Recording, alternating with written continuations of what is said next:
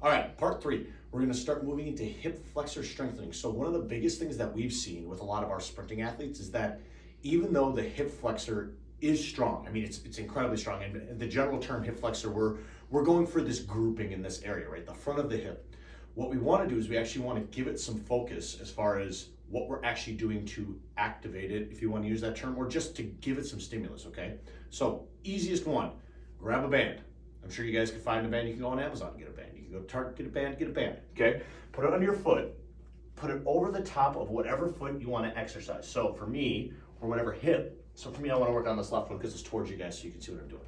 I'm holding it, and then what we're gonna do is we're gonna do an ISO. So notice how I'm standing next to the wall to give myself some balance just in case I can't stay. But see how my toe's up? So toe up, hip up, and I'm just trying to focus on creating this crease and hanging out here. If you can get to 30 seconds or a minute, it's gonna help a lot, all right?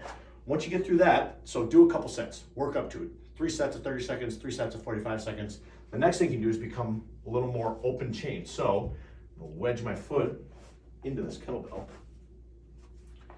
And now we're actually gonna use the kettlebell as our stimulus. So once again, toe up, get into flexion, but this one you can work reps, you can work holds. All we're trying to do is create more stimulus in here than just stretching it or just running. We're actually going to try and actively get that hip flexor to do its part, to actually push the hip into flexion. See you next time.